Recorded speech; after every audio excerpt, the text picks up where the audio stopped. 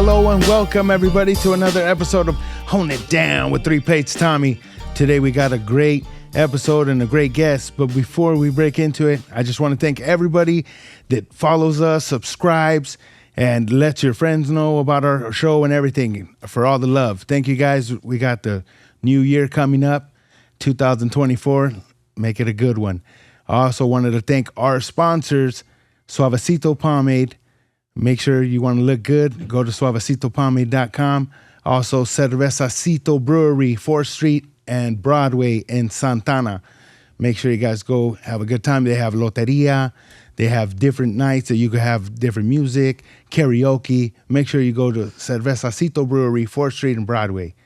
And now it's time for action. We want to thank the special guest here. We got Fabian Alomar with you guys. Already know what's up. What's up, Fabian? Thank you for coming through and you know, taking time out of your busy schedule because you're popping, you know what I'm saying? But yeah, thank you very much for your time and coming out here and telling your story. How's the new year been treating you? It's good, Holmes. I mean, so far so good, you know? Yeah. We've been on strike, as you know. We've been on strike for a while, but I've tried to use my time wisely and not just sit around and on my thumbs. And so I used to be a skateboarder. I still am, but I used to be a professional skateboarder. And I got friends that want to do projects like, you know, with film and then with involved in skateboarding. Yeah. And I've just been keeping myself busy. So far, I got 3 projects that I produced and come out in. And one of them is going into like all these festivals. It's called Así es la vida. Así es la vida. Yeah, it's a short film that I did with the Ortega brothers. Okay. And Johnny Murillo from Chicano Hollywood was involved in it too as well. But the Ortega brothers, they have a great vision, man. They have a good vision for cinema. And they're like writers, producers? Yeah, writers, directors, producers. Okay. So they involved me, and man, we're trying to get this film everywhere, which they are doing. And along with that, I did this other short with another friend of mine, Gene, and a friend of mine named Joey, who are like involved in the skate world. And we've been talking about this. It's called Menace. Yeah, that's the name of my old skate company that I used to skate for. Okay, so that and another documentary style. Like about an hour worth of documentation of I got guests like Reverie,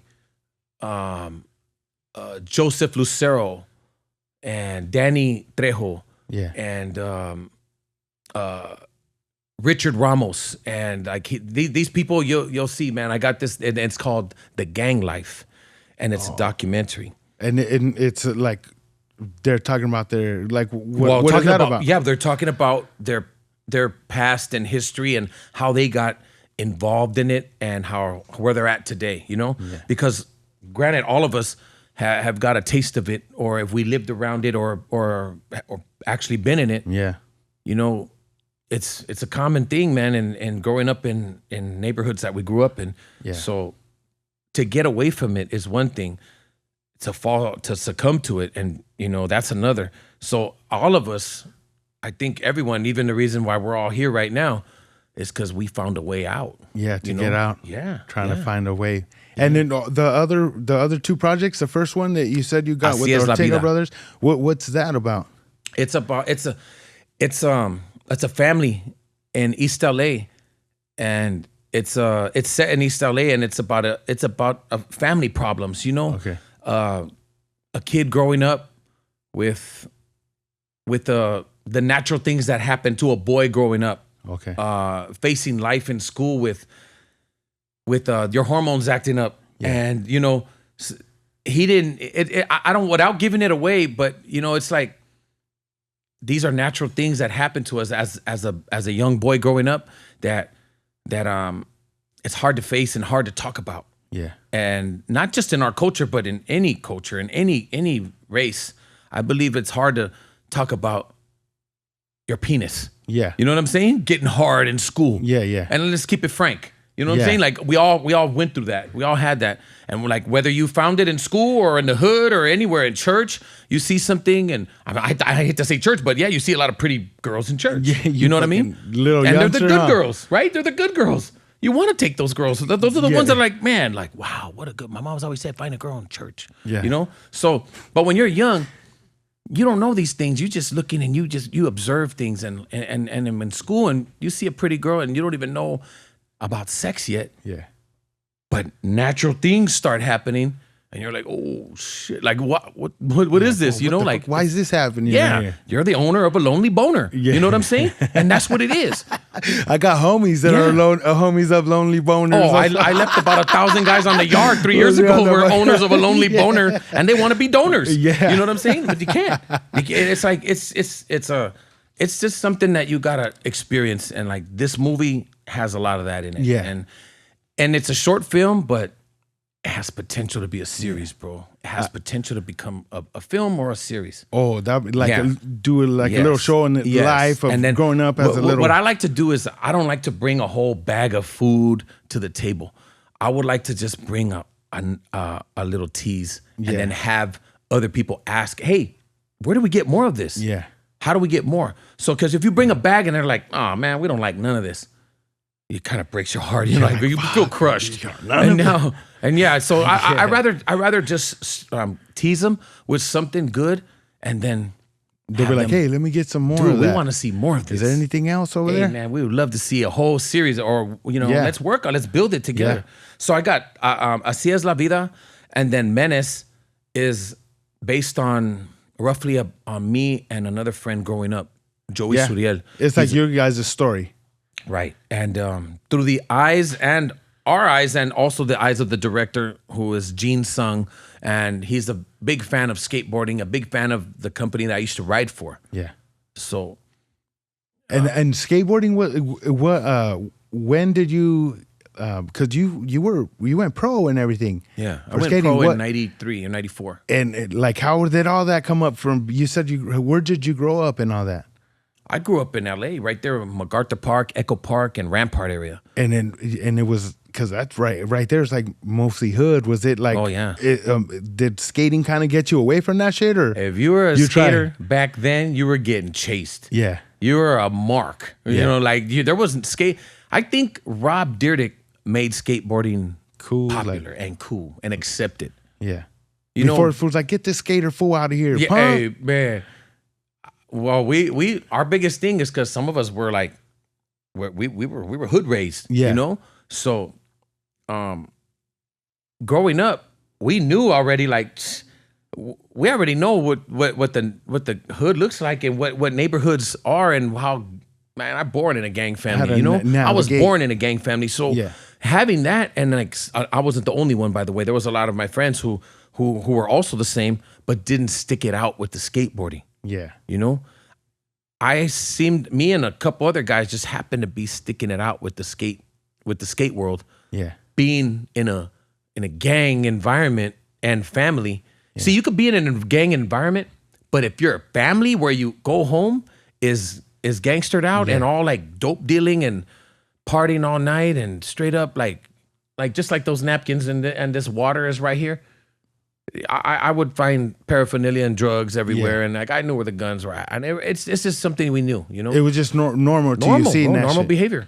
But you know, growing up, now all of us grow, because I had young parents. My parents were very young when they had me, so Echo Park and Rampart and the whole MacArthur Park area was a little bit different back then, homie. There wasn't so many cameras, damn it. Yeah. You know what I'm saying? There wasn't these little things that they'd be recording you on and just like anything happens semi-snitching on you. Like, damn. You could beat up a fool that, you know, for anything. Like say some fool backed into your car and did some shit, you go and tell him what's up, he does it again, you end up beating him up. If somebody gets you on film, you go to jail, you're like, yeah. Now you're on World or Star, you're getting choked just out. Right. Beat up, fucking stabbed and shit. Like, hey, what the fuck? And they're just filming like, hey, this guy's getting stabbed right here. It's like, hey, dog, help him. Ain't nobody helping you. That's messed up. Yeah, nobody helps. I always feel like, damn, I wonder how many people, instead of getting help, have like died because fools are filming them. because they want a good content on their page. You know, like, oh man, did you see that fool? He died. Like, we got it on film. And people, like, dude, what? You didn't go in there and help him? You didn't even try to save him. He was drowning or whatever. You know, don't bust Phil Collins, bro. I think go get the dude. I think that desensitized a lot of people. Yeah, like access to like the internet on your phones and being able to see whatever you want, or even clips on Instagram, Twitter, whatever, of like stuff like that. Yeah. Who's getting shot, or cartel videos and shit like that. Right. People are like, it's like nothing to them. So when they see that shit in real life, it's like, oh, cool, film it, instead of being like, hey, kick back. This is, like, I think this tale, I'm gonna piggyback on that. So I've been to concerts where people are just on their phone, looking at it, filming, instead of watching and enjoying the damn thing. Yeah, I see. They're just like this, like, oh, looking at it through their phone. What you pay for looking at it through your phone or what? Like, that's stupid, bro. I feel like smacking these people. Like, what? You paid $35 or $40 to come in here and look at your phone? Yeah, or fucking $400, $600 tickets to see, I go to see cheap concerts. Fucking no, but I'm saying they go to these big concerts and you see fools on their phones. I got the binoculars. See? Yeah, you see them with their phone. It's like, hey, dog, and what do you do with that film? Like, I'm like, dog, just enjoy the concert, fool, because you're not gonna be like, hey, look, I went to this concert the whole time. Like, you look at your phone the whole time. You're filming the whole time. You saw it through your phone. That's what you did. Yeah, it's like, hey, I'm just right there. Put the phone down, chill. Right. Somebody's gonna send a video to me. Dog, you got that, like, and then what you said, desensitizing, but also it's so sensitive now that some comedians can't even do the funny jokes that they used to do back like 20, 25 years ago. Yeah. You can't say the same things. Eddie Murphy and Richard Pryor and like George Carlin and all these great dudes, bro, they said it and they were funny and it didn't really touch a bone because no one took it personal. Yeah, it was just funny. It was just clown simple on whatever. comedy, bro. And like now it's like you can't even say certain things or you're canceled. Yeah, you know get them out of here. Yeah, no more. It's the way of the world now. Yeah. So we got to be careful. That's why everyone has to be on their toes. Who's got to be on? Yeah, can't that's even true. say a racist joke no more, dog. You can't do anything. Yeah. If you, and then I don't know. I just noticed. Not that I say racist jokes. Oh, you want to say? But racist I knew a lot when I was younger, and canceled. in jail I learned a lot more. I know, but I see that, and they're funny. The fucking you never tried to do comedy? Nah, I mean, I've done some funny stuff on film. Yeah. And some stuff when, like, you know, at home when never got filmed, like some of the stuff in the living room was just the best. That, like, you know, because I don't think me and my family never ate at the table and like, hey Pa, how you doing, Ma? Hey, you know, how are you doing today? What was school like? What was it like today? None of that. So the kitchen was closed at 8 o'clock. If you didn't make it, you were done. And you had to wait till the next day. And there was like beads. So if you walked in there, you know, like, who's in the kitchen? Hey, what are you doing? Yeah, hey, you're breaking an entry right there. Yeah, bro. it was strict when you were growing up. Might get hit with something. Yeah. When you were growing up, it was strict. Your parents were. Well, no, it was pretty loose, but certain things were strict. You understand? Like certain things were strict. It was kind of my family growing up because of the environment. Like I told you, it was my family. Both mom and dad were highly involved in the street shit. Yeah, you know, so that played a part in me growing up. To, you know, I had access to doing certain things, but then there were times when they would just parent me. Yeah. When they felt like my, you know, that like you were getting out of hand or something. or they felt like they weren't doing the parenting enough. They had to make up in like 2 days because like all week long I was just a free willy. Yeah. But like the last few days, like, why you got a bad report card? Like, well, you never helped me with my homework. That's why. Yeah. Because you don't know it. And you dropped out. Everybody dropped out. Like it's hard. Yeah, huh? nobody. The odds are against you. To graduate high school since a little kid, you know. To graduate high school was like the thing. Like you're successful now, mijo. Like damn. But I didn't graduate from high school until I got to prison. Yeah. You know, and I got the good enough diploma. The good enough. Yeah. Good enough. I got the good enough, Papa. And I got it. Fools get college like degrees in there now, huh? Yeah, bro. I recently on this last trip. On my last vacation, I went back. You know, I had to go taste the food and see how it was. Yeah, just see if it's the same. See if it's the same shit. You guys still serving the same shit? Yeah, but I got some stuff you got under my belt now that I could say. You know, like I got college credits and from Pelican Bay. Yeah, yeah. So shout out to Del Norte County. They fucking Psych. hooked you up? Nah, I don't. But in there, do fools strip on you for like going to school or taking classes and shit? Like nah, the they homies? actually. Well, it depends. Like it depends. You know, like if you came in there with the right intention from the beginning, or if you decide to change, you know, everyone could do what they want, bro. You could get your education, Holmes, and it's not like you have to be on the yard, whatever. They got a ton of guys that ain't doing nothing. Yeah. But sitting around. Yeah. But if you know, if you're serious, then go do it. Yeah. But be serious and go do it. Yeah, they can't be like, I'm just gonna I'm gonna go to the library. Hey, I'm gonna go to school and then you're over here. Kicking it over there to be like, oh, he just wants to go and get high over there. Yeah, dog, that ain't gonna work, you know? Yeah. You're not, you know, lollygagging, bro. You gotta really do it. Be on point. And don't pick up a Bible and say, I'm a man of God and I'm a Christian now. And then you're over here hard talking all that gangster shit. Yeah. And then you wanna and you're talking about, hey, where can I get a balloon? Hey, hook me up with a papel, homie. You know, like that ain't gonna work. They're like, fool, you were you can't be doing the brother. What are you, homie? You're from Victory Outreach or what? Yeah, what's going on? No disrespect, Victory Outreach. But I remember homies coming to my block. They came to my block when I was younger. Yeah.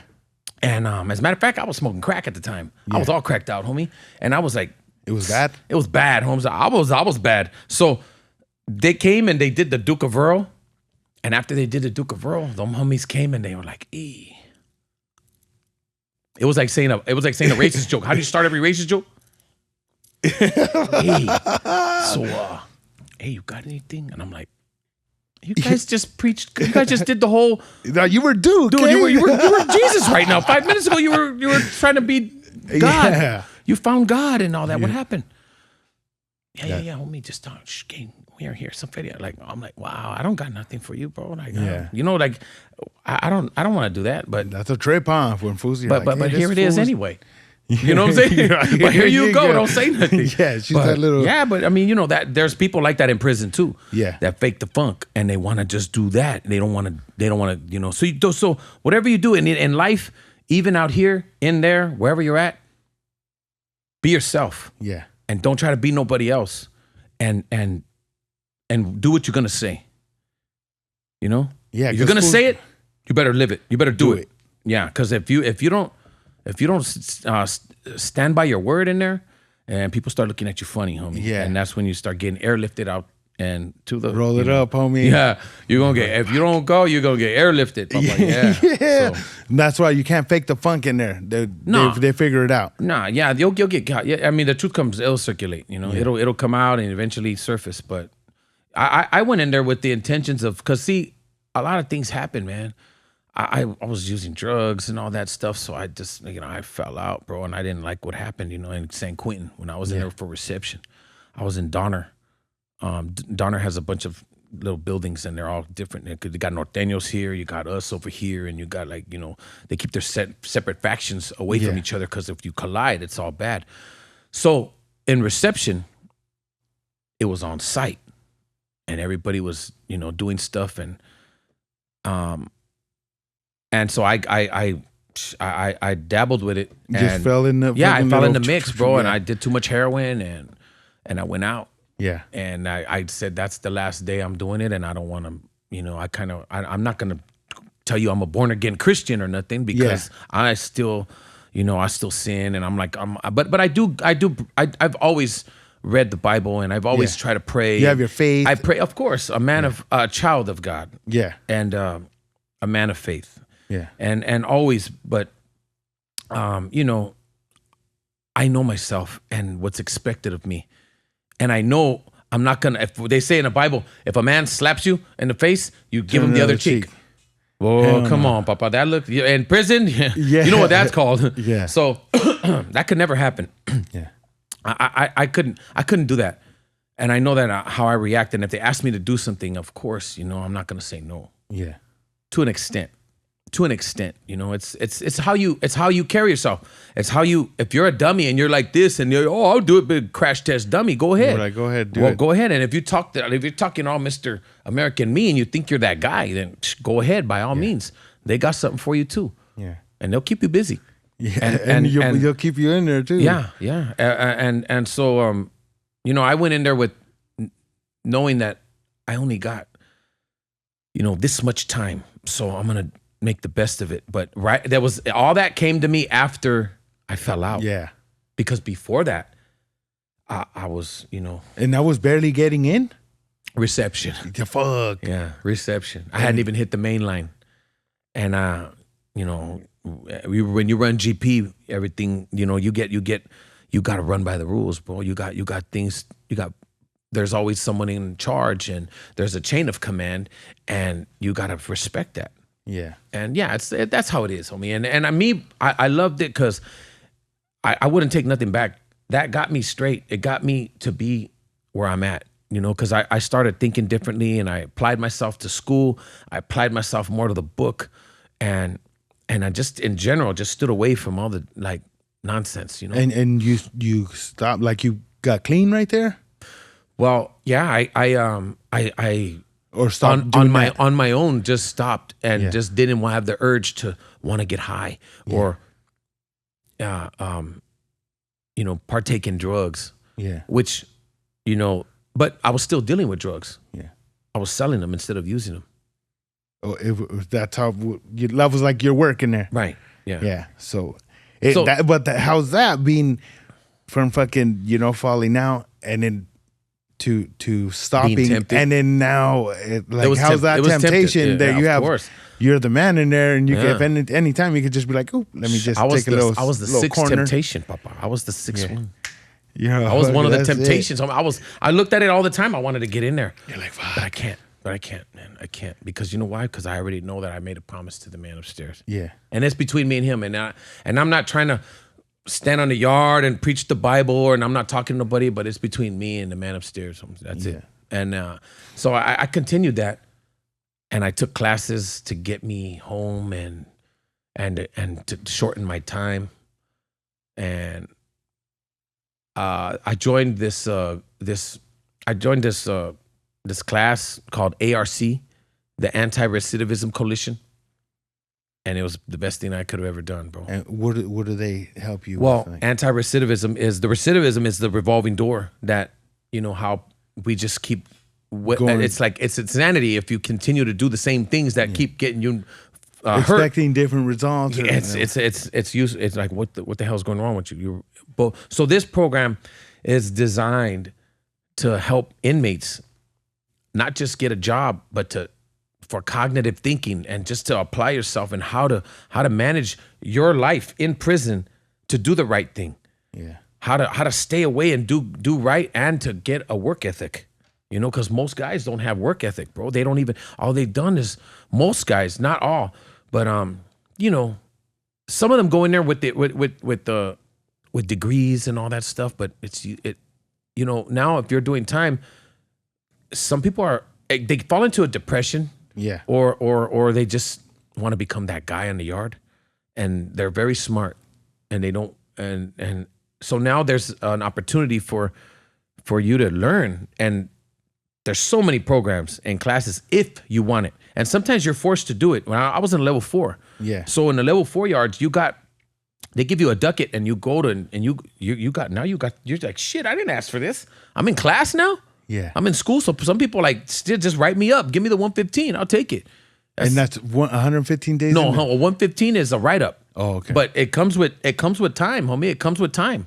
So after so many write-ups, they start jacking your time up again, and like, okay, well now you're refusing. Yeah. When you refuse your ducat, there's consequences to everything in there, So me, I've always gone. Even though I didn't do nothing in class, I've always gone. I was in high desert. The trip before the last one, I was in high desert for a while, 9 years, and I did 9 years. About five of the 4 of those years were in high desert, and then I was in different places. I would go to class, but wouldn't want to learn shit, Yeah. Go in there and just like lollygag with the homies, it's little spitballs and shit, Yeah, fucking around. Yeah, talking shit, writing on the desk, like.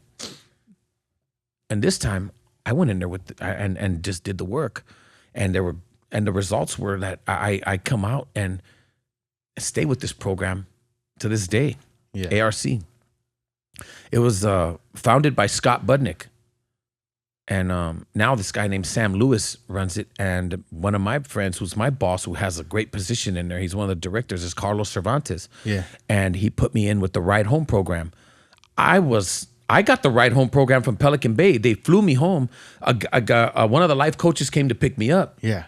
Got me in a car, took me to go eat, bought me some shit, bought me clothes, got me a phone, and then he was talking to me. The most important thing that he was talking to me and instilling in me that all the good things that are the benefits you get from being in this program. Yeah.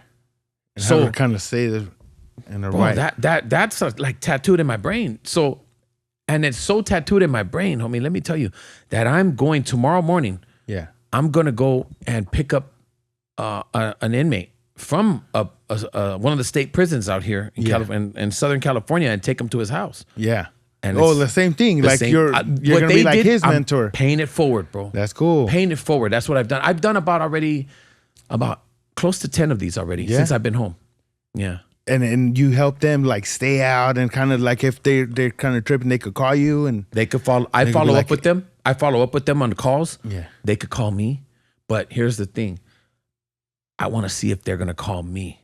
Because why would I offer and just keep offering you this life if you don't want it? That's like I'm big on the 12-step program. Yeah. So if you're doing that, and I know it all well, you got to want it. You can't force this on nobody. Yeah. It's something that the individual has to desire and want. Because if not, homie, in one ear, out the other. Yeah. And sometimes they'll be like, yeah, I'll do it just to whatever that little just benefit does to them. They're like, I'll take that little benefit. Yeah. But really, I ain't here for they're not serious about it. You'll know who's serious because those are the ones that call you back and call you and say, hey, what's up? What are you doing? And they update you with what they're doing. Yeah. Because they want to show you. Like you're doing good, like, hey, dog, I got a job right here, fool. Yes. I'm saving up. I think I'm gonna get a car, stuff like that. You're like, hell yeah, this. Oh, guess what? I got a job now. Yeah. Yeah. Okay. Cool. And then that moves on to getting an apartment or a car, and then they just find a girl relationship, and their life's good instead of being like MIA, and then you find out, man, what happened to this? I haven't heard from him in months, and then he's in jail. Yeah, he's busted again. He's back. And that's what you get a lot of times. And that's happened? Oh, a lot. Where you're like, this fool, like, hey, what happened? And it's a loss after that. You're like, you can't reach out, or you could. I mean, I like, do. Hey, what happened, dude? I do. Fucking you're busted again? I could and I do. And sometimes I'm busy too, though. I'm busy too. So I'm going to wait for them to come out and see if they were, I follow up on them a lot, bro. Yeah. But they got to want it. And that's why it's so important. Like the shoes and the phone and all that stuff, and they buying me clothes, that's fine. But what came out of that man's mouth that picked me up is very important. And that's what I like to pay forward. Because, you're giving them your experience on being on this program and what it's done for you. And then you can see like, hey, look. And ain't no difference between me and them and you. We're all the same. It's just how you think and how you interpret things, Yeah. Because your perspective might be different than mine, but we're still on the same page. Now, granted, some guys come out and I could tell. I'm giving them the spiel, right? I'm talking to them and letting them hear it, but I could see they're on their phone and they're just like, oh yeah, hey homie, what's up, dog? What's up? Let's get to that. And they look at me like, yeah, I can't say nothing right now, but yeah, let's do that. You know what I mean? I'm like, this fool. I already know. That's madre, homie. I'm not gonna see him again. Yeah. But I still don't tell him that, and I'm like, you're like, fuck, you still try to talk to him like, I am, bro. I do. And then I could see that it's not going nowhere. Yeah. But I'm they can't wait to get out the car because I pick them up in my own car, and I talk with them and let them know what it's done for me. And do you know them before that, or do you fucking met? Because that's kind of crazy too. Psycho, bro. That's what I'm saying. You're facing a little knuckle, a crazy fool, and he's like, "Oh, who's gonna pick me up right now? This fool." And then they see you, they're like, "Hey, what's up?" Does it kind of break the thing? You're like, "Oh," they're like, "Hey, I know who you are, dog." A young Richard Ramirez, Night Stalker looking vato, shit. dog. And he scared the shit out of me. Yeah, he was like, he was sitting shotgun in my car going like all this like,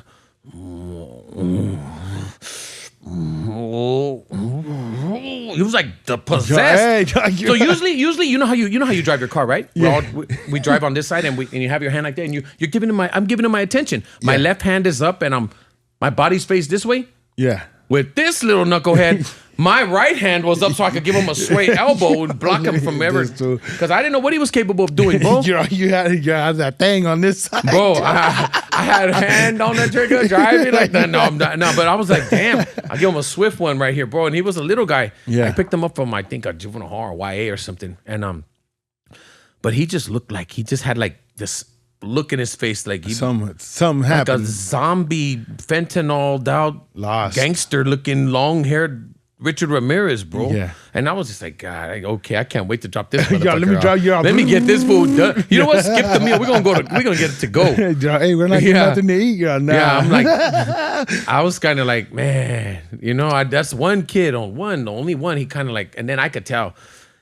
I took him to a house, and he's like, where are you taking me? And I'm like, I'm gonna take you to this place where you gotta stay for a while. But like, he kept going, and like he wanted to hurt somebody. Like the fucking demon was coming out. Like I thought this fool was like his head was gonna do a 360 or some shit. I was like, hey, bro. Yo, let me see your eyes. So I kept saying, you good? Usually I keep the music on a little bit and I talk to them. Yeah. I had the music off because I didn't want to. I want to hear what this fool like. I want to hear the whatever he's doing. I don't know what he got, bro, and I don't know what he's on. Because some of them dudes, look, they give us Narcan. Yeah. They give us Narcan in case these fools come out and they're on dope. Like, I don't know mouth to mouth, papa. Yeah. I do mouth to mouth with tongue. The worst you're gonna get. No, my mouth to mouth is with tongue, homie. So I can't do that with him. I can't do you know what I mean? CPR. Hey, I'm gonna give you the la la la la. No, dog. Richard, remember, you ain't getting that. Young Richard might bite my tongue off. You know what I'm saying? No, but not just that. But we got the Narcan and stuff just in case fools come because. Nowadays, they get high inside there, bro. Yeah. They're getting high in there, and like, we don't know what they're getting. Or that food just left. He's like, oh, fucking. Yeah, he might just want to go on a sick one right when he got out because he didn't want the ARC thing. Yeah. I could tell he didn't. And I told my supervisor, I'm like, hey, that kid was like, possessed demon. Don't ever send me on no shit like that again. Yeah. Like, why am I picking up little Lucifer here, and bro? you can't see before? No. Like, you can't be like, oh. No. All you see is a name. And then like where they're at and the information, but I don't get the person until I see the person. Yeah. And then they come and see. One dude was cool, man. He came out and he was like, as I was talking to him, he was like, what the? Hey, man, you look familiar. And he had seen this fool and Mayans, I think. Not Flamin Hot, but he had seen on TV. And he was like, man, you look familiar. Like, and I go, well, we didn't do time with each other because you're way too young. Yeah. But you probably seen. Do you watch television in there? What'd you watch? He goes, did you watch this fool or the Mayans MC? He's like, oh, you're on this. He's all, hey, you're an actor, fool. Like, he got all excited. He's all, and then he started listening. He was like, damn, hey, I want to be an actor too. That's cool. So I was like, yeah, okay, let me talk to you then. Fucking, where you're able to. Yeah, I'm able to communicate with him and to get his attention. Yeah. Because what you want is their attention, homie. You want their attention. And you want them to listen to you. And now just be careful what you say. Yeah. Because they're sponging you right now. They're listening to everything. Yeah, that's the first words that they're hearing, getting out. So it's gonna it means everything. Because I knew it meant everything for me too. Coming out and looking at someone that is coming out of this program who was an ex-lifer who picked me up. He did like over 25 years. I was in Pelican Bay with guys who knew him and like did time with him. Yeah. Because I remember that same guy who picked me up would come in and do a program with another fella inside there and teach ARC. Yeah. And that's how I got into ARC with this guy. And then he would be the one to pick me up. That's cool. And it was cool, man. It was just like, man, it felt good. So I told him that this is what I want to do. I want to do what you're doing. Become like a mentor. Yeah. And this is before the acting. This is all before the acting. I had already did the Cholos Tribe videos and all the influencer stuff. I did all those videos, and I skated, but I didn't do none of the acting. So when I came home, a week after I came home, I got a phone call from a lady named Lisa Bratt Martinez, and she was like wanting to take pictures of me and get some headshots. And I go, let's get some headshots. She was doing a movie out here with some guy, and I go, we could take some photos. We go to Echo Park. We're taking photos of me, and granted, I only had a few things to wear. Yeah, I didn't have too many things. So, and in the middle of that shoot, she's like, "Hey, I'm supposed to go to lunch with Danny Trejo," and I go, "Machete? You kidding me? Wow, cool. Lucky you." Yeah, that's good. Do you want to come? She says. I go, "Nah, I can't. I don't want to step on toes." You're like, I don't know what his intention. I don't want to be the third wheel. She goes, "No, you should come." I go, and she goes, "Let me call him." And I'm like, "Oh man, no, I gotta go. I don't want to go. I don't want. I kind of didn't. I really didn't. I would like to meet him. Yeah. I had worked with him a long time ago. I did like background on Sons of Anarchy. Yeah. And I had I worked on it for like a whole season. Yeah. And I knew how he was, I kind of got a feel of who I heard him talk, and he never talked directly to me because everyone was bombarding him. Yeah. But I took a photo with him and I talked to him for a hot second. And so she asked me, "Do you want to come to lunch with us?"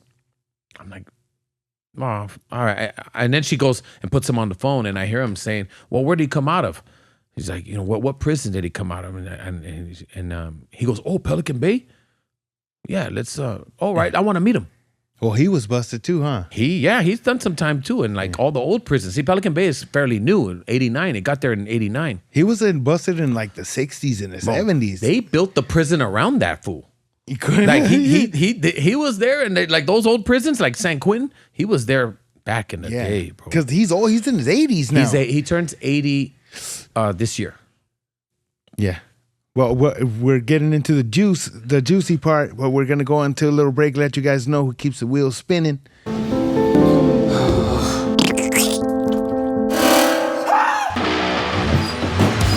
Suavecito's here to rescue your hair. Stop using Gorilla Snot. That either leaves your hair rock hard or limper than my Uncle Rico. Hey, I told you that I had confidence. You deserve better. Meet Suavecito, the world's finest pomade with an unrivaled all-day hold. No matter what your look is, we got you covered. Whether you want a softer, gentler hold, like a warm embrace from your abuelita, or a fiercely strong hold, when you're styled with Suavecito, you'll have everyone turning heads. Suavecito looks, feels, and smells so good, your comb will be begging for more. Oh yeah, give it to me, papi. There it is. Oh! Suavecito's water-based, so it washes out easy, and it won't pull your hair out. I went with the other guys. Toma, mijo. Suavecito smells insanely good. How? Sorry, bro. Our secret formula's in the vault, secured under lock and key, and Jaybird style. Once we got you looking fresh up top, we got beard oil, soaps, combs, t-shirts, skateboards, beer mugs, coffee mugs, bobbleheads. Anything for my balls? Not unless you want to pop it on your chile. Which, actually, Suavecito, write that down. Just click the link and check out our full lineup. Or better yet, roll through. We're right here in Santa Ana. It's where we're from, where we live, and where we still make Suavecito to this day. Our founder's mom even lives across the street. Hi, mijo. Like any success story, Suavecito started with a dream, to open up a hot dog spot. We started selling our homemade Suavecito at local barbershops and car shows to the people that we knew would love it most. They demanded more, so we made more. Fast forward 12 years and millions of happy fans and friends later, we still use the same formula at an affordable price. We believe that great hair starts at the roots, our community. And nothing builds community like looking our best together. Suavecito is more than just pomade and top-shelf grooming products. It's who we are and who you could be. We got thousands of reviews from guys who have thanked Suavecito for helping them land their dream job and their dream date with their dream dude. Because when you feel good about yourself, people notice. Ready to transform your hair game for good? Click the link and pick up some of our award-winning Superior Pomade and help us get one step closer to opening that hot dog spot. Suavecito. Get it, hombre.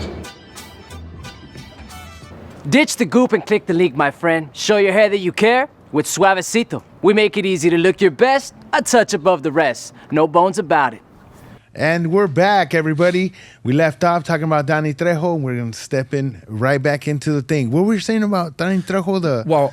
When you met him. Yeah, when I met him. With the girl. I met him at Trejo's Tacos, Cantina in Hollywood. Trejo's Cantina in Hollywood. And what was supposed to be like a half hour turned into like 3 hours, bro. Yeah. And we just clicked, and we were just vibing right there talking. And he gave me his number.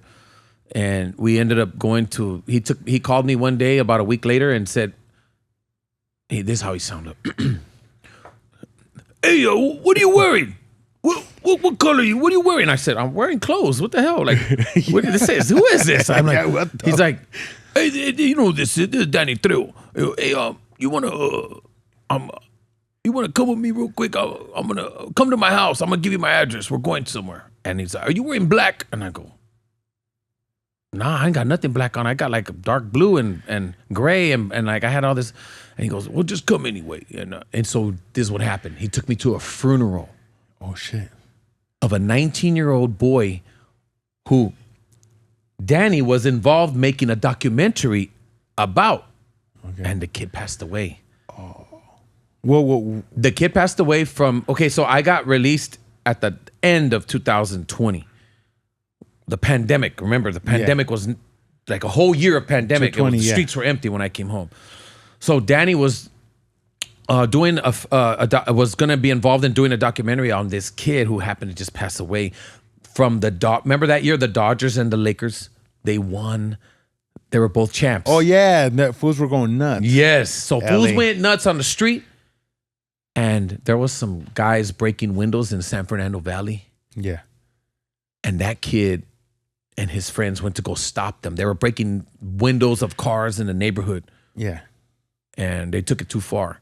So the kid went over there and with his friends and like they kind of like to see what they're doing, like to kind of chase them. Like, hey man, what are you breaking cars in our neighborhood? And they shot him. Fuck. And he died. And we ended up going to that funeral. And another man was with me. And I got to say it. Blinky Rodriguez.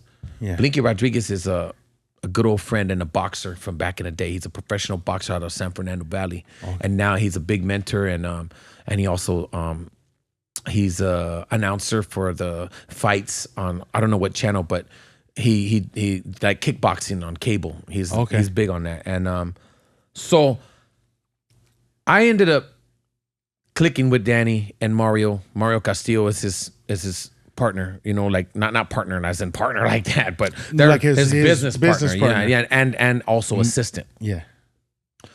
And no, everything you say partner, everybody thinks like, they're partners, happened? like no, not like that, Danny, not scratch that. Come on. So look, no, but so I ended up hanging out with him, and just Christmas. I remember like we went through all these little things, and like he took me around with him to go and see what he does, and he does a lot of service. Yeah, he does a lot of service for like in his spare time. He's just not sitting home watching TV. He goes drinking coffee, bro. He makes time for kids. He makes time for families. He gives away. He gives money. He gives clothing, food. He buys presents and does a lot of great things for kids and people and families, bro. Everybody, even for anyone, adults, young, no matter what. If you're serious and you want the help, that's the man to go to. He'll help you. He'll help you out. He'll help anyone. That's cool. Just like I feel like I kind of caught that bug from him and Mario too, because it's just the giving. Yeah. It's like giving helps you out a lot. I notice a lot of successful people when they do a lot of giving and helping, they get blessed, bro. Yeah, they get blessed. They get blessed. But I was giving. I didn't know what to give, man. I didn't have money. I didn't have like resources because I just got out of prison. Yeah. But one thing I did have was my time. And then I thought, man, I could get skateboards and give them away.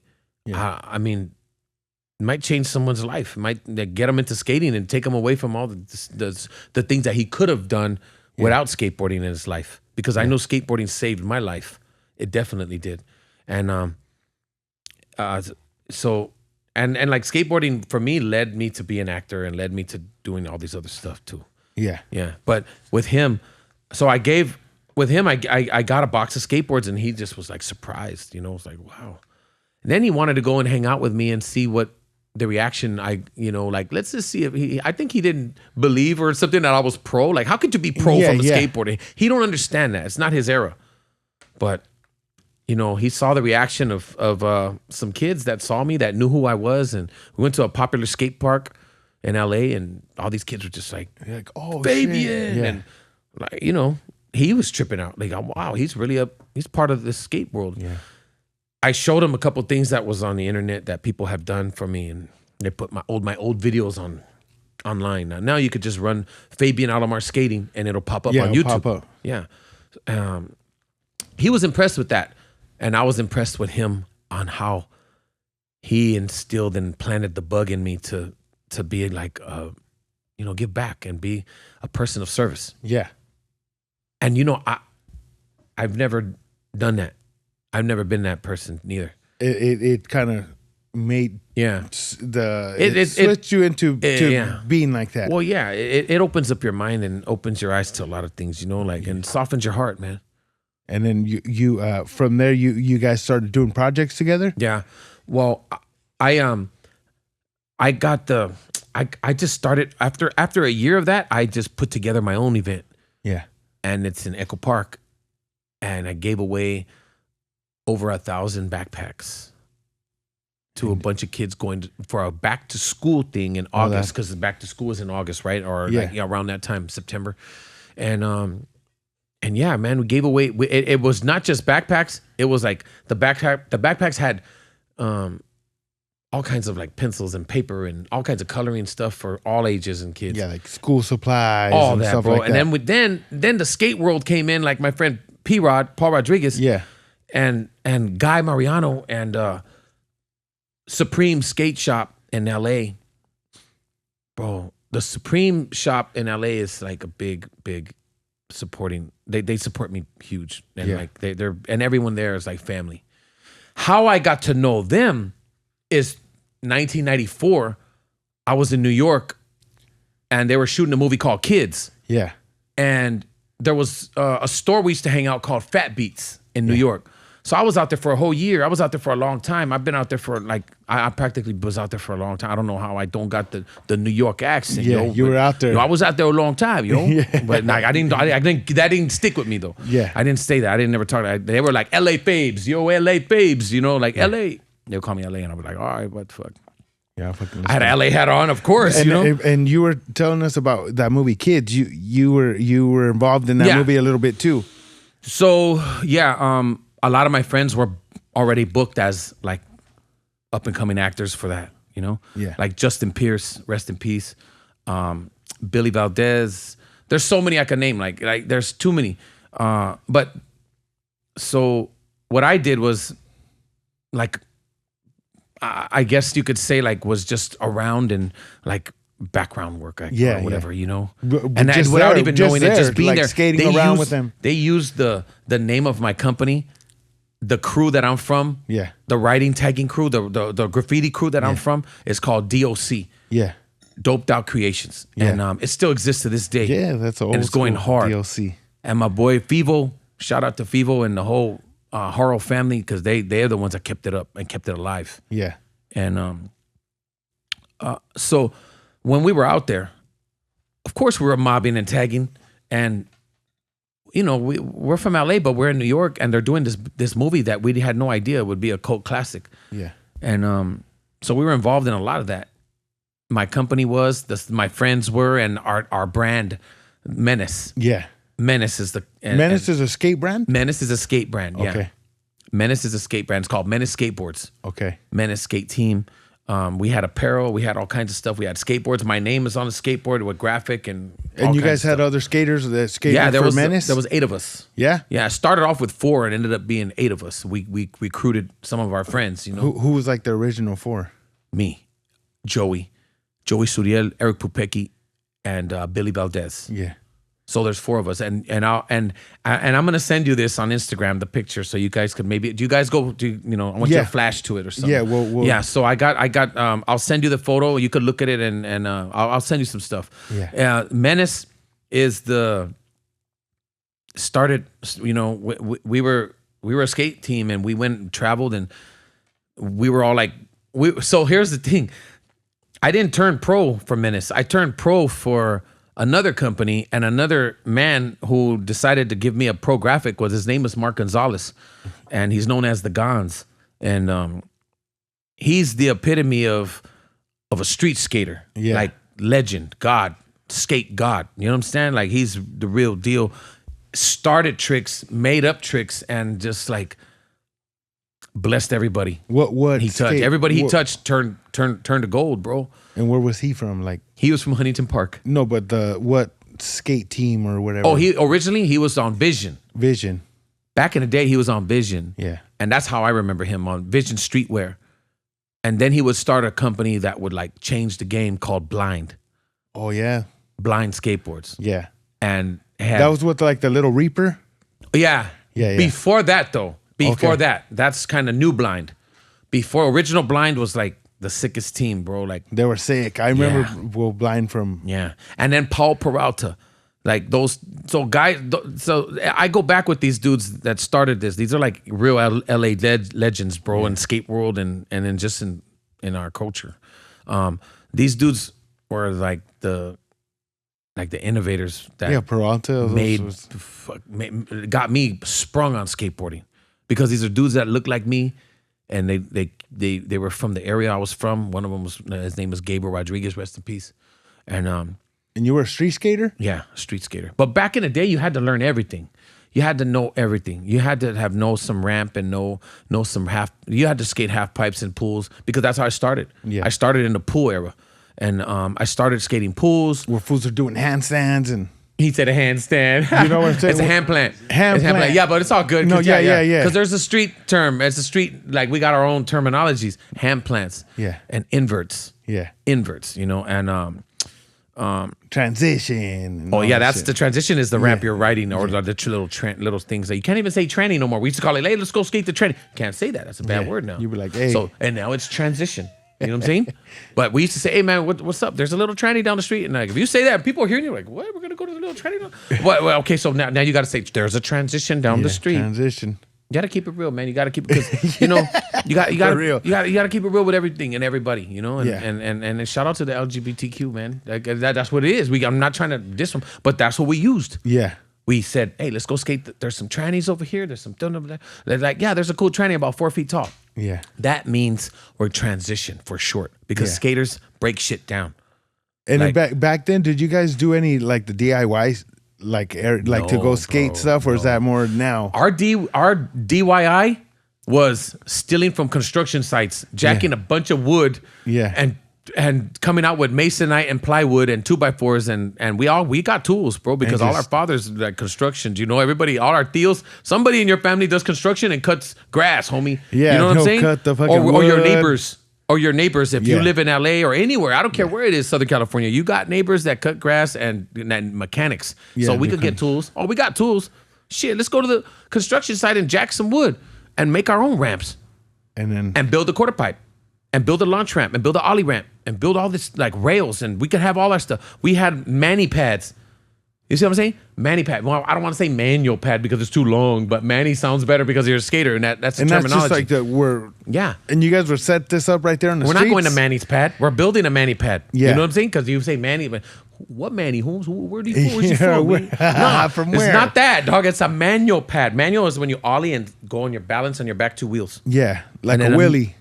See? A wheelie. That's old school. That's big wheel shit right there. Yeah. Papa wheelie. Yeah. Hit a wheelie. Whenever I see a if you're on a skateboard, it's called a manual.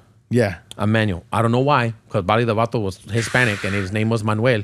So, but I knew another Manuel who used to do this a lot, and that's a different type of Manuel. Manuelita?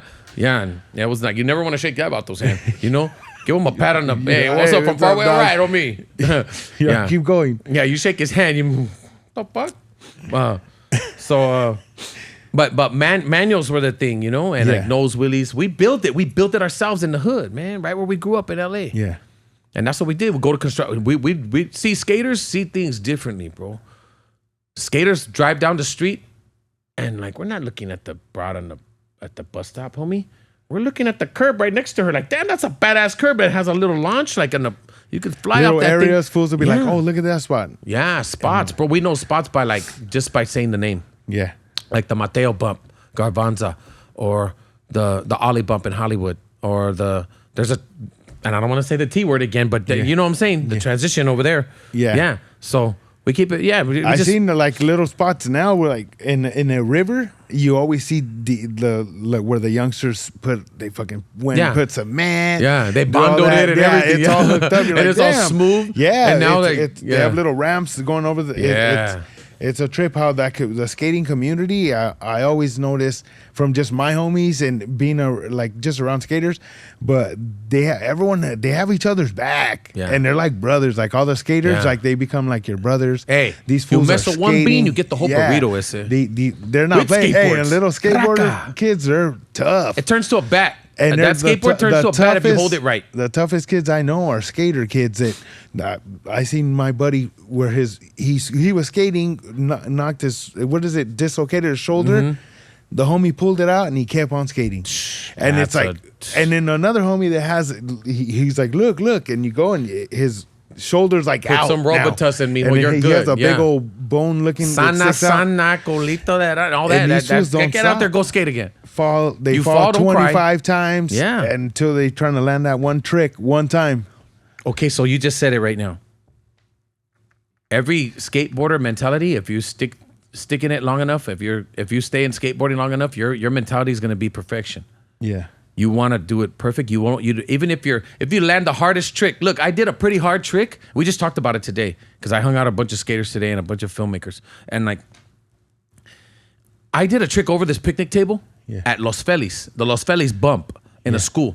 I did a switch frontside 180 flip over a picnic table, and it's coming at it backwards. If I say switch, that means it's coming at it backwards. I'm not. Yeah. So I'm coming at it backwards. I did it over the picnic, and I didn't like it because my back toe dragged when I landed on the board, but my toe was like Kinda went it went and it made like, and I looked funny, you know, and I didn't like it because you're perfection, because you want to do it right, you want to do it good, and it stood with me all my life, thinking about fighting to stealing, even robberies, bro. Yeah. I gotta do this shit right. Yeah, you got to do it right. I want no cops. Yeah. I want no witnesses, and I work alone. I don't want nobody helping me. Yeah. And you could stand down the street, but I'm doing this alone because I don't trust you. So, and even now, in acting class or just trying to make the right film or putting the right video together, it's still the same. Yeah.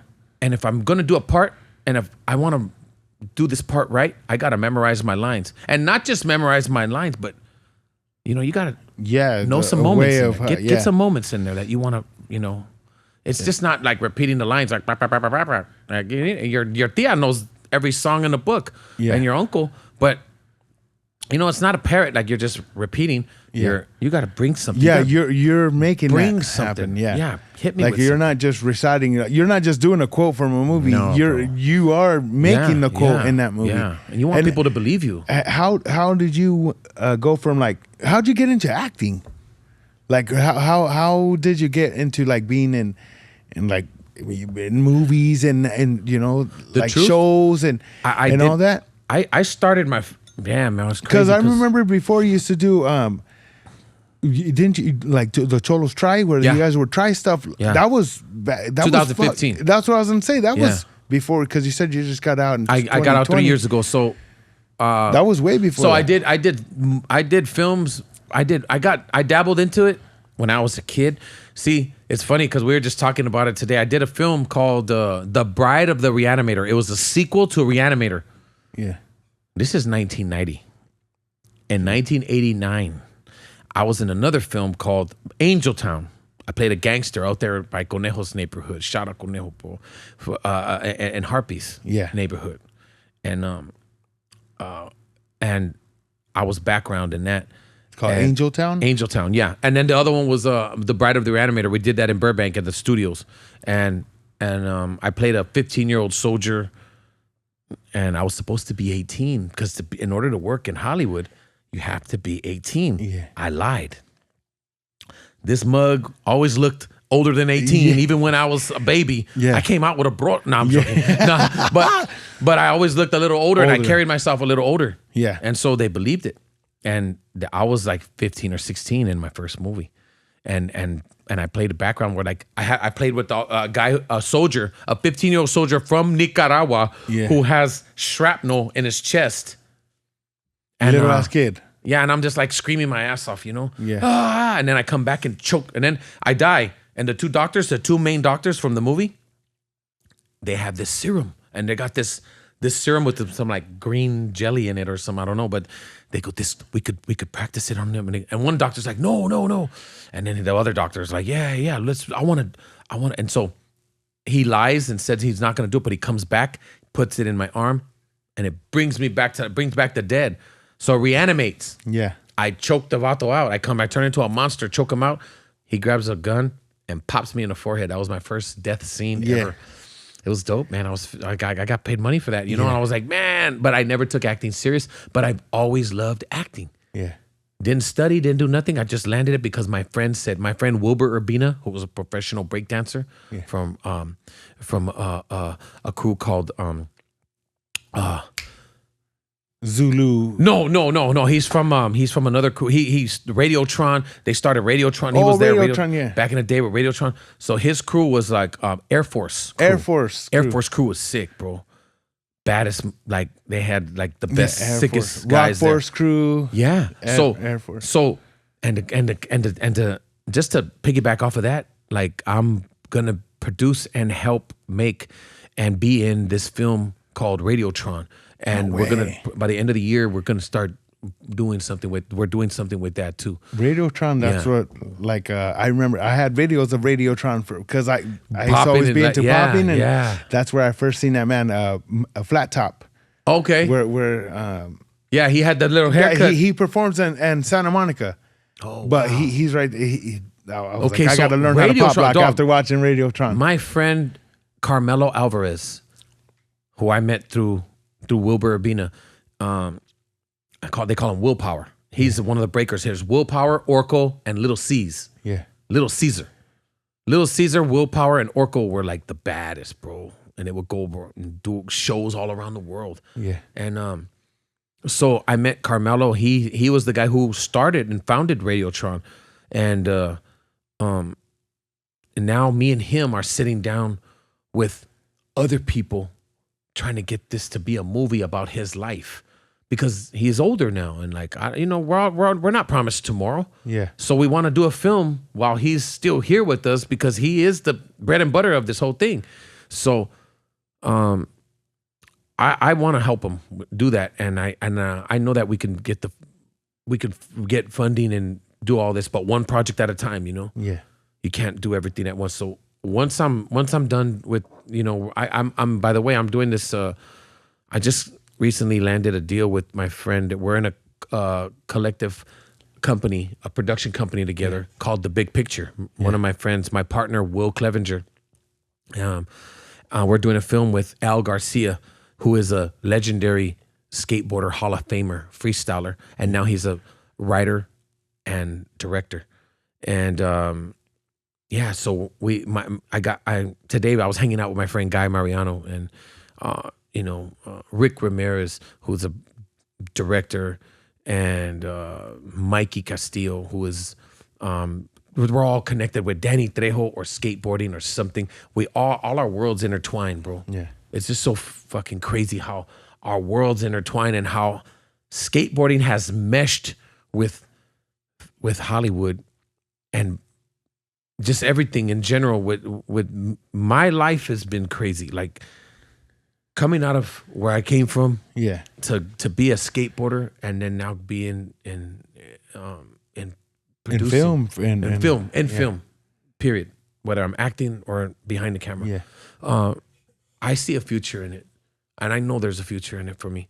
Yeah, I'm already building the groundwork for it, and so eventually we're gonna do a lot of projects, and we got like 3, but I'm already set in stone for a film coming out, and it's a horror movie, a horror flick, and Yeah, man. It's gonna be good, man.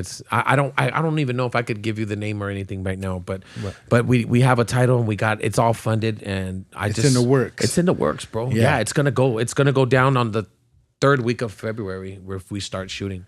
That's cool. So and then I'm excited, man. I'm excited because I get to bring people in because I'm a part of a production company called The Big Picture, which is a collective of sports and entertainment. So we got athletes and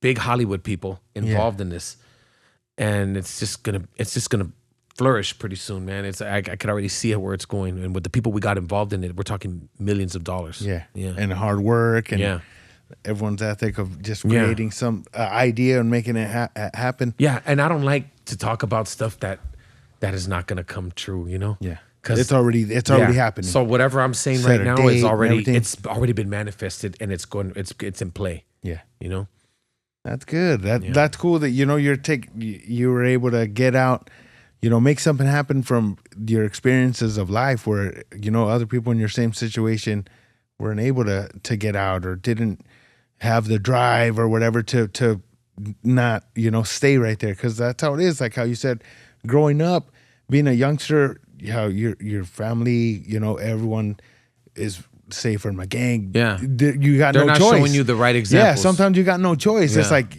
I grew up in this, and so sometimes you don't even know. I did that. To be coming out, to skating, following your dreams, your passion, and even the little pitfalls, and still coming out of there and doing something now to where you're here. Yeah. Telling us your story, you're able to help out people. You've been in, films, movies, the Hot Cheeto, fucking Mayans, everything. Yeah. Like you're making something happen, and there's a lot of people that probably either are in your shoes or been in there, and they drop don't the ball see somehow. a way out. They don't see a way out. Can't. Yeah. They think Yeah. like, nah, like man, this look at where I'm at, like where I'm from, and they have tattoos. I just got out of jail. Yeah, like. And they might not think, but they hear the story, they see your story, and they're like, you know what, fuck, I'm gonna try it. I'm gonna pick myself up, go check out something, see how I could get into being in movies, commercials, whatever, or whatever they're into. But it's thank you for coming here and sharing your story with us, letting people know, where you came from, what you do, and what you're doing, mentoring and all that. How you're helping that guy. You're gonna tomorrow you're gonna pick someone up, and that's cool. That. Thank you for coming out here, sharing your story with us, and just letting the people know that hey, it don't matter where you come from. You could have odds against you. You come from, growing up in different areas. You shouldn't let your circumstances define who you are or dictate your future. That's all. If you have a dream, which everyone should have dreams, follow them. Because I dreamt this. I used to dream this when I was a kid, and I didn't have I didn't know how, but I just always I always wanted to be on TV, and I always wanted to be in movies. I used to watch like Silver Spoons, and be like, damn, or Growing Pains. These are shows that probably you never even heard of. But when I was younger, I used to watch it, and I used to ask. And some of my relatives would be like, "You ain't like, how can you be on TV? You're not gonna. Yeah, come on, be real. You're gonna be a mechanic, homie. Yeah, like hey, dog, you pick up the lunch pail. Yeah, get a job, fool. Stop fucking dreaming. Yeah, and then some people they're like, well, that it's that they don't believe in themselves enough. Sometimes. And I even think sometimes even me sometimes like I'm doing stuff now and I see where stuff is going and I'm like, fuck, I should have believed in myself more back then when I knew that I can do what I'm doing. And I'm like, I just was like, nah. And it's like, I needed to teach myself how to be more like, yes, do that shit. Also, if not, keep doing it. But also, you wouldn't be appreciative of what's going on right now in your life if you hadn't gone through the mud in the beginning. That's true. Because if everything had been handed to you, you'd be taking advantage of it right now. Yeah. And you'd be living like a different type of lifestyle, maybe. Yeah. But because you came out of where you come out of, and we all come out of a hard place. So now you can appreciate the better life And everything's due timing. That man, I'm too old or I'm too young. Everything's due timing, brother. Yeah, and whatever God's yours, timing, not is yours. Yeah, and that's why I always do that. Like even my girl, she's like, whenever I'm like, fuck, nothing's happening. Like I'll be like, man, what the fuck? I'm trying to do all this shit, dude. I'm like, well, I'm still right here, whatever. And my girl's always like, dude, think even 3 years ago.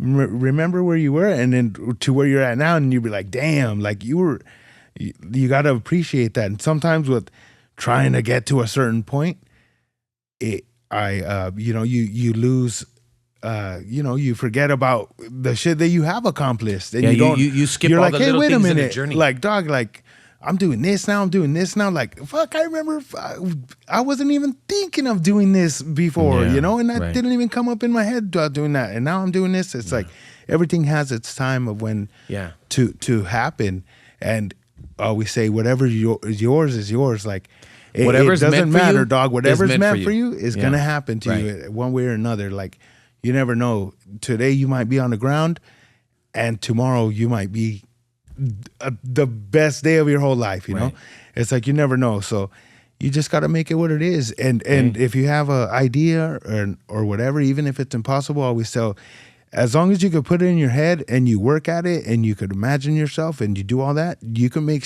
anything happen. Even if they say, nah, yes, dog, like you could have impossible goals and reach them because you have that focus, drive, and you figure out how to get there one way or another. You can make stuff happen. And, it is. It's true. You can manifest it, man. We've done that without even trying sometimes. Yeah. Like I could see me on that thing, man. I could see me, but now you could see yourself doing it. But you've thought it, you spoke on it. Now you got to pray and work towards it. Yeah, that's and what if you is. can't, and if you're an atheist, then don't pray. Just work hard towards it. Yeah, it's or even be a little bit longer. Do your it might take whatever. a little longer, but it's gonna work. It's gonna have just. I always say visualization. I always say that on the podcast. Yeah. Hey, that really works. Picturing yourself there and doing that. I've done that a lot of times on stuff where I'm like, hey, one way or another, it happens. It might have not been when I wanted it, but I'm like, hey, I'm here now. I was laying in bed watching this show in high desert called Southland. Remember Southland? Yeah. Okay. So I got out in 2010 after doing 9 years. And I was watching the show called Southland, and I was like, man, they're using a gang of homies on there. Like it started off with like just right in where I grew up in Belmont High School, right there on Beverly Boulevard, Echo Park. And I was just like, wow, they're shooting that right there. Why am I in prison? What the hell? Yeah. So I had another year and a half to go. And I used to watch that every day, watch it. I would I would pray, and I'll be honest with you, like I'm not ashamed to say, I would pray, and I even told my celly, hey man, I'm trying to get, my celly had like 200 years, bro, and I was like, hey, I'm gonna try to get on that show, and he was like, yeah, fool, shit, I hope to see you on there then. And I'm like, I was on season, I would go home, and a year later, mind you, I was in prison watching it for about 9 months or maybe a year. I would go home in a year and a half, so I was on season 3, episode 3. No way. That show. I was on season 3, episode 3, playing Flacco, the baddest cockfighter in East LA. Damn, that's cool. Hell yeah. Congrats on that. That's super cool. And then when you see, that's one manifestation. And then my first one was skateboarding. When I'd be home, I would be like, all I want to do is turn pro. Yeah. All I want to do is turn pro. And when I turn pro, travel around the world, skate, and just make money, come back and get an apartment and get a car. Yeah. About 4 years later, it happened.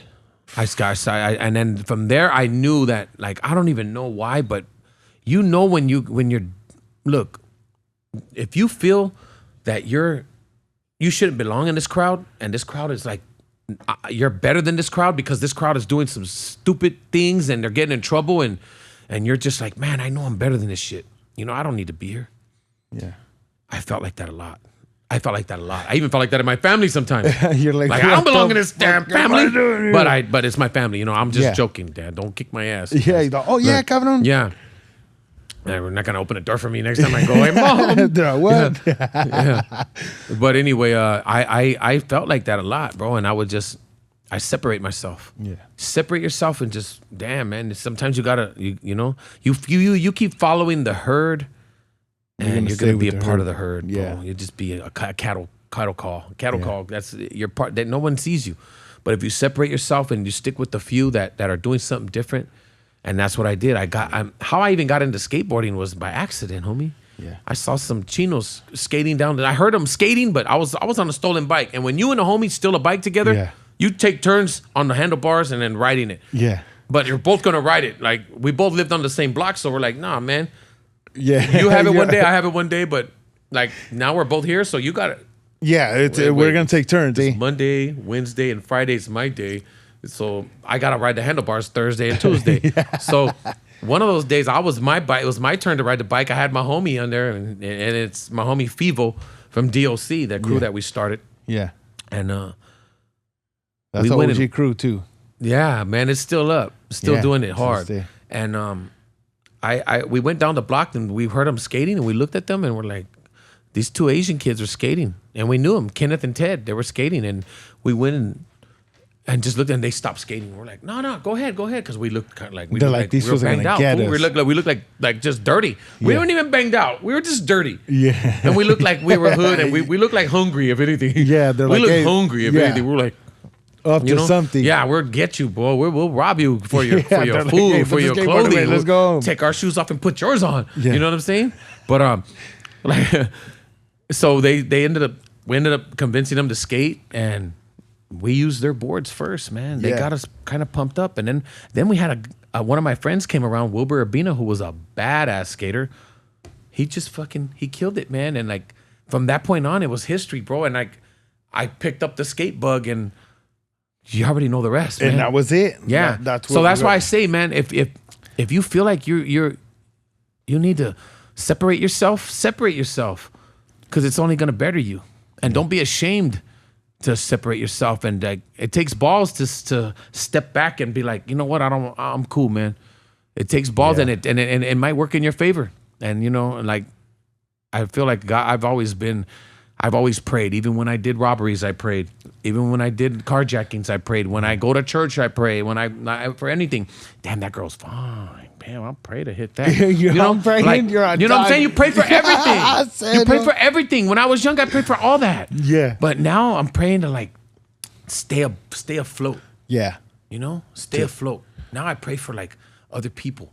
Yeah. And to it's a blessing just to be here too, man. Yeah. That's what I'm saying. It prayer, you know, power of prayer. Stay praying. It's when you're praying and you know, and like it's prayer. It's powerful, bro. Yeah. It is. But like I said, I'm no holy roller, and I'm not gonna tell you that I'm oh man, like you slap me, I'm not gonna slap you back, because I will. Yeah. But you know, but you know, I'll give you a choice. You know, I'll stop you before you slap me. I'm gonna like, hey, do you really want to do this? Yeah. Because I slap hard too. And I will catch you. You know what I'm saying? I still could run fast. Yeah, I could run. I got a skateboard in my trunk. I'll still so no, but I really do really appreciate everything now. And like, you know, I know times are hard, and we just got off a strike, and this is like the first thing that I booked. And but you know what? Stay the course, man. When times are hard, stay the course and stay strong. That's all. Stay strong and stay on point, even when it's hard, because that's the times when you're being tested. Yeah. And it said that you always get tested the toughest right before you're gonna get that break. Yes. So, and it's, man, you're like, hey, I'm getting tested right now, so hopefully that breaks around the corner, right now, homie. fool. What's up? No, but yeah, thank you, Fabian, again for coming out here, taking your time, and hopefully, you know, we can have you back out here again, talking about the projects and movies that you're doing and everything. And if you have any shout outs before we get out of here, to let people know where they can follow you or where they can see you and you know, watch your projects. I got so we got a few things coming out that I really can't speak about, but the things that I do have out are the Así es la vida, the short. You can see it on my page. You can see it on the Ortega Brothers. Go follow them. The Ortega Brothers Vision. And also get at me at Fabian Alomar Official on Instagram. And if you have any kind of ideas, DM me. I'll hit you back, you know. I'm always up for new ideas and new people trying to work. And if you have, I'm a mentor too. So tomorrow morning I'll be picking up somebody from Norco State Prison and taking them to San Diego. And the ACR program. ARC program. ARC, brother. That saved my life, man. Yeah, that's good. But yeah, thank you guys. Also, you can check me out on everything. 3 Plates Tommy, YouTube, Instagram, TikTok, everything. And also, you can check out my show. I'm going to be at the Bellflower Stand-Up February 13th, Bellflower, California. March 16th, I'm going to be at Bakersfield at The Whale. Me, George Perez, and X to the G. We're going to be out there. Also, we're this Saturday, March, I'm all messed up, but March 2nd, we're going to have a benefit cruise to raise money for my sister. She's been battling with cancer and, the bills, everything, just so she doesn't have that on her mind while she's doing her treatments. We're doing a cruise to Suavecito on March 2nd, a Saturday. We're going to have all the different type of car clubs, all different lowriders and types of cars. If you know people that want to cruise by, say what's up. George Perez will be there. I'll be there. XG, E-Zone, a lot of our buddies, the Suavecito guys. We're going to be right there. A whole bunch of cool cars, so make sure you guys come out March 2nd, Saturday, to Suavecito Pomade. Benefit for my sister. Thank you guys.